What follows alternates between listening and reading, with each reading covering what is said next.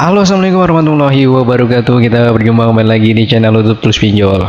Video ini akan membahas seputar gagal bayar di pinjaman online tunaiku. Nasabah gagal bayar di pinjaman online tunaiku selama 6 bulan, dia datanya masih tetap bersih, tidak masuk slik OJK dan juga tidak backlist data. Padahal nasabah sudah memiliki keterlambatan selama 6 bulan. Wow, mantep banget bro.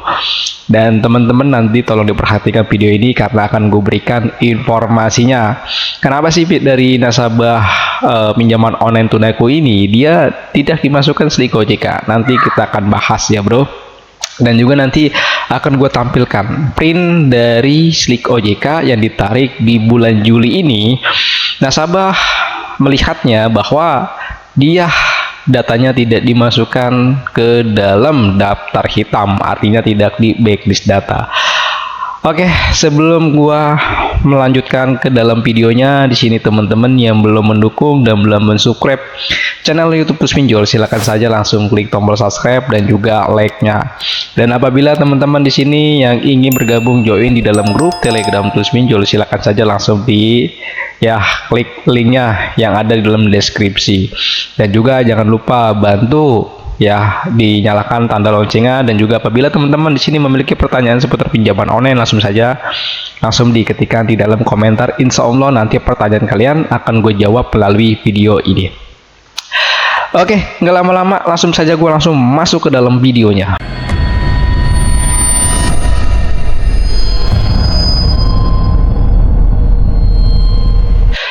Di sini gua mendapatkan sebuah laporan dari anggota grup Telegram gua, sekaligus dia adalah anggota dari grup WhatsApp gua, dan dia menginformasikan bahwasannya dia sudah ngeprint slik OJK dan dia sudah tarik data dia di slik OJK itu di bulan Juli. Namun setelah dicek di slik OJK-nya, pinjaman online dari tunaiku ini ternyata datanya tidak dimasukkan ke dalam slik OJK. Kenapa sih sampai bisa? Nasabah ini memiliki keterlambatan cukup lama loh, itu sekitar 6 bulan. Kita juga sudah tahulah bahwa kalau kita memiliki keterlambatan gagal bayar di pinjaman online legal selama 3 bulan, tentunya data kalian akan dimasukkan ke slik OJK. Namun nasabah dari tunaiku ini dia tidak dimasukkan ke dalam slik OJK. Kenapa bisa seperti itu? Dan status kreditnya di dalam slik OJK ternyata itu adalah masih tergolong lancar, artinya masih dalam kondisi statusnya yaitu call 1. Wow, mantap ya bro. Dan di sini akan gue tampilkan langsung saja ya. Gua akan tampilkan di layar monitor gua. Di sini laporannya seperti ini. Dan di sini kalian bisa perhatikan pelapor pojok kiri itu, pelapor dari si pelapor ini dari PT Bank Amar Indonesia. Ya, dengan bakinya itu atau sisa dari tunggakan tagihan si utang nasabah ini itu sebesar 16 juta. Total utang nasabah ini sebesar ada 20 juta rupiah. Nah, tanggal terupdate-nya yaitu di tanggal 10 Juni 2023. Dan kalian juga bisa perhatikan di sana dari bulan Desember 2022 itu masuk call 1, Januari 2023 masih 1, Februari 1, Maret 1, April 2023 sampai dengan Mei 2023 itu statusnya satu semua. Satu semua. Artinya lancar. Padahal kalau kita lihat dari sini itu dia sudah memiliki keterlambatan sudah cukup panjang ya bro, 6 bulan ya. Namun nasabah ini belum didatengin DC lapangan, belum data nasabah ini belum dimasukkan ke dalam slik OJK. Wow. Dan bagaimana dengan DC lapangannya? DC lapangan dari pinjaman online dari tunaiku, tentu kalau kalian memiliki keterlambatan di sana tentu akan didatengin oleh DC lapangannya. Dan bagaimana dengan nasabah ini? Nasabah ini yang sudah memiliki keterlambatan selama 6 bulan itu dia sudah didatengin oleh debt collector ataupun DC lapangan ataupun bill collection. Dia sudah didatengin ke rumahnya. Namun kemarin lalu dia juga sudah menginformasikan bahwasanya DC datang ke rumah itu dengan baik-baik dan sudah ngasih suratnya. Sudah ngasih surat kepada nasabahnya bahwa nasabah ini memiliki tunggakan tagihan utang di Tunaiku. Nah, tentu teman-teman akan bertanya, Bang, cara print slip OJK gimana sih? Cara cek data gue di slip OJK tuh gimana sih? Nah, sebenarnya tuh gampang juga sih ya buat teman-teman ya. Kalau kalian ingin daftar di Slik OJK atau mau ngeprint Slik OJK kalian, bisa saja kunjungi website dari IDEP. Nah, kebanyakan dari orang-orang kita itu sering gagal untuk daftar di IDEP untuk ngeprint Slik OJK-nya. Namun, gue dapat informasi dari teman-teman gue yang dulu pernah dia ngeprint bahwa kalau di IDEP itu, kalau kita daftar, itu kotanya sangat terbatas sekali. Ya mungkin saja dalam sehari dia akan menerima 20 orang atau 10 orang ya, contoh seperti itu. Nah, bagaimana caranya agar pengajuan gua ataupun daftar di IDEP ini untuk perihal ngeprint Slik OJK, gua sarankan kalian start jam 7. Jam 7 itu kalian sudah start, sudah buka websitenya. Nah, silakan daftar berulang-ulang kali. Kalau ditolak terus berulang sampai jam 8 ya. Seperti itu. Nah, kalau misalkan ditolak, silakan cari di hari berikutnya. Karena memang dalam sistemnya kalau kalian gagal untuk daftarnya itu kota ya sudah melewati batas kotanya.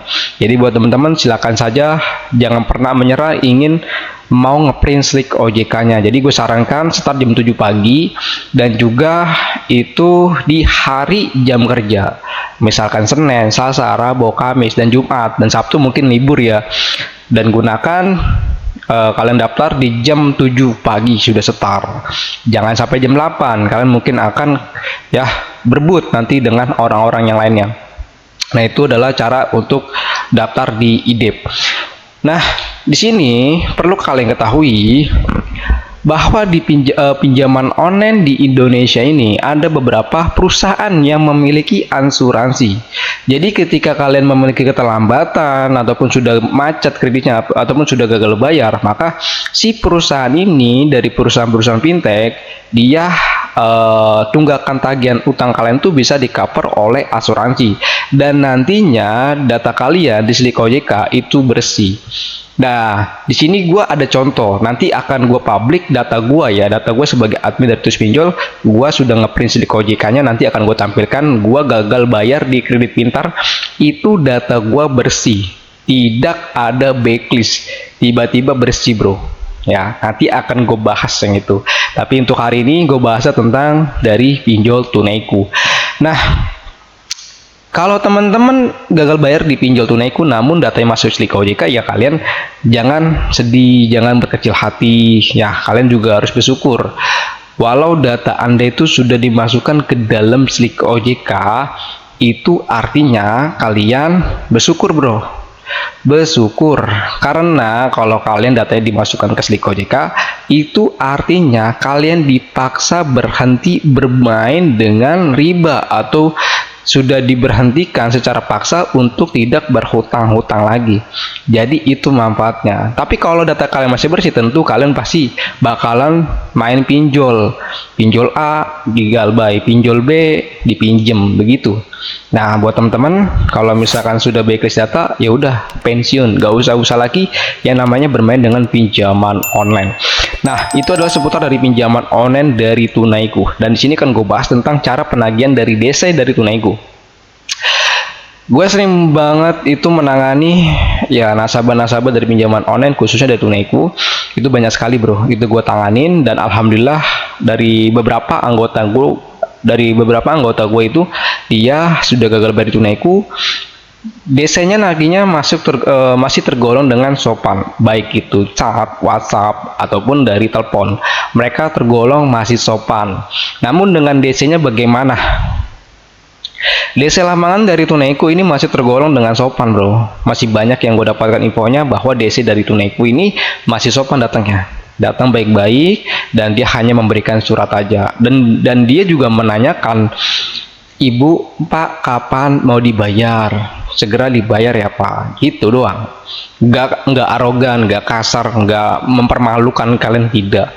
Tapi kalau ada DC-DC dari pinjaman online legal naginya tidak sopan, mempermalukan Anda sebagai nasabah yang memiliki keterlambatan, DC-nya menagih tidak sopan, segera videokan. Kalian videokan, dan juga kalian harus tahu nama dia siapa dan dari mana. Segera videokan. Jangan malu, jangan takut, divideokan. Setelah itu kalian bisa laporkan kepada pihak yang berwajib ataupun dari pihak AFI ataupun dari platformnya. Kalian bisa adukan di sana keluhan Anda. Kalau misalkan itu tidak diproses, silahkan dipiralkan bro. Ya mungkin karena viral nanti mungkin kedepannya akan diproses begitu. Kan di zaman sekarang ini harus viral dulu. Kalau nggak viral nggak diproses. Kan seperti itu kan kebanyakan. Dan di dalam anggota grup WhatsApp gua itu mereka sudah banyak sekali ya mengadukan perihal DC nagih utang ini barbar. Sebar data, ngancem, berkata kasar. Mereka sudah mengadukan melalui halaman website dari AFI, dan di mana AFI ini sudah menyediakan layanan untuk pengaduan bagi nasabah yang memiliki keluhan dari cara penagihan dari pinjaman online. Kalian sudah mengadukan, namun tidak tahu sampai di mana proses itu. Nah, buat teman-teman, saran gue adalah kalau misalkan DC dari pinjaman online legal nagihnya sudah barbar, sudah mempermalukan Anda, sudah kasar dan bergaya preman, nggak usah dibayar lagi bro. Nggak usah dibayar lagi. Tapi kalau ada DC nagihnya utangnya sopan, ya ini kalian juga harus balas dengan sopan, dan juga kalian bisa memberikan alasannya masuk di akal. Walaupun Anda memang ada uang, kalau memang misalkan Anda nggak ada uang, silakan berikan alasan yang benar-benar masuk di akal dan bisa dimengerti oleh DC tersebut. Nah, buat teman-teman, kalau misalkan kalian sudah didatengin oleh DC lapangan dari pinjaman online Tunaiku, kalian gak usah takut, tetap tenang. Dan apabila kalian masih takut dan masih belum tenang, masih bingung cara menghadapinya bagaimana, silakan cek video gue sebelumnya, yaitu cara menghadapi DC lapangan datang ke rumah. Di situ gue sudah praktekkan cara untuk menghadapinya bagaimana, cara meresponnya bagaimana. Dan buat teman-teman juga, nggak usah takut yang namanya galbay. Bila Anda memang nggak ada uang sama sekali, jangan pernah memaksakan pembayaran. Ya, jangan karena Anda malu, jangan karena Anda takut, lalu kalian berusaha ataupun memaksakan diri untuk melakukan pembayaran. Jangan bro. Lebih baik kalian pikirkan ya kebutuhan Anda sehari-hari ini. Ya, itu yang wajib banget untuk kalian lakukan. Dibandingkan kalian nggak makan demi rasa malu, lalu kalian memaksakan pembayaran. Ini hal yang bodoh menurut gue. Ya, urusan pinjol itu dibayarnya bisa kapan saja. Jika Anda memang memiliki uang lebih, silakan dibayar pokoknya saja. Bila ada DC yang nagihnya maksa, siralkan, itu langsung dipiralkan saja bro, atau bisa dilaporkan. DC dari pinjaman online tidak boleh memaksa nasabah melakukan pembayaran.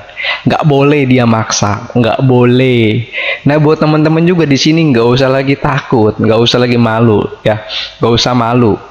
Kalau Anda malu, ya itu Anda nggak akan maju-maju. Buang rasa malu jauh-jauh. Siapapun Anda memiliki keterlambatan gagal bayar di pinjaman online, nggak usah malu. Malu itu di dalam pinjaman online itu hanya sementara aja. Tapi kalau Anda masih turuti, masih tunduk dengan pinjol, maka blangsaknya Anda bisa seumur hidup. Mungkin itu saja video yang sampaikan. Assalamualaikum warahmatullahi wabarakatuh. Tetap semangat, salam galbay. Dan juga buat teman-teman, jangan pernah takut galbay, jangan pernah takut galbay. Buat teman-teman juga di sini yang mau join di dalam grup WhatsApp gua, silakan saja langsung gabung ya bro. Assalamualaikum warahmatullahi wabarakatuh.